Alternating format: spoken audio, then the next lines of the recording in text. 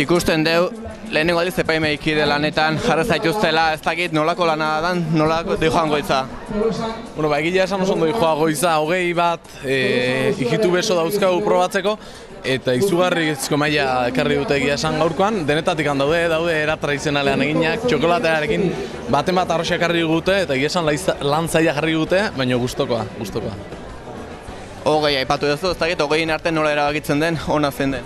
Bueno, lehenengo egiten deuna da, denak ronda bat itxura aldetikan guztin artean erabakitze dugu, aztertzeu ze itxura dukan bakoitzak, eta gero normalen egiten deuna izaten da, hogei badira zatitxu ez, hiru gaude, Elena Jose Maritani, eta hiru hona artean bakoitzak hartzen ditugu 6 bat.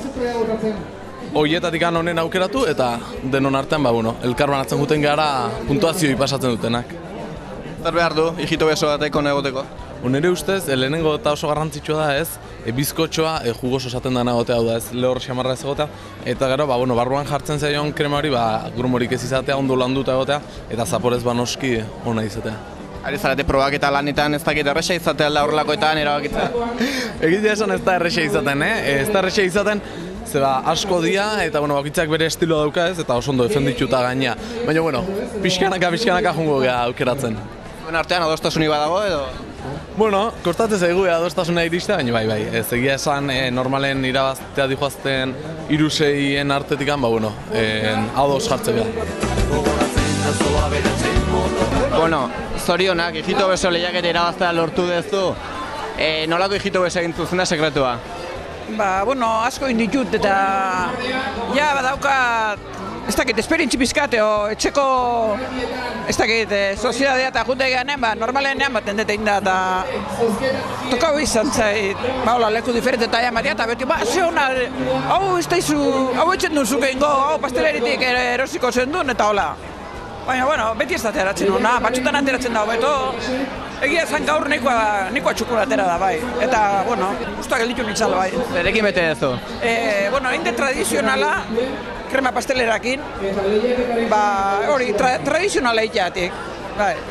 Banaukan egitea, natakin, beste zozekin betetzea, baina, ez da, jungo naiz tradizionalea eta jazta. Zein da prozedura, nola egiten da? Lehenengo arrautzak izan ditezela onak, fresko keola, basarriko keo.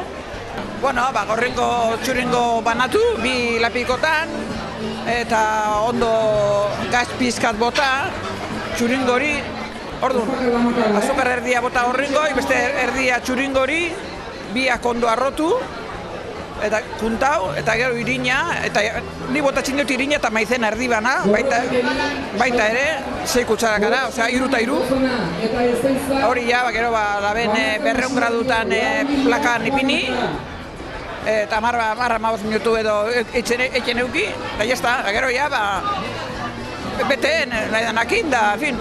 Ikusi dituzu beste batzen orain dituzten, zer iruditu zaizkizu beste?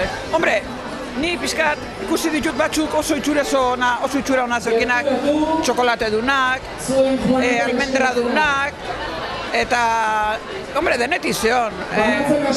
Itxura honeko ke bai, erregularrago ke bai, bai, bakutsak aldona egin do, eta, niri repetitze egiten ditezen nahiona, osea, Iaztan sagarte harta urten hijito besoa, hijito besoa nahiago?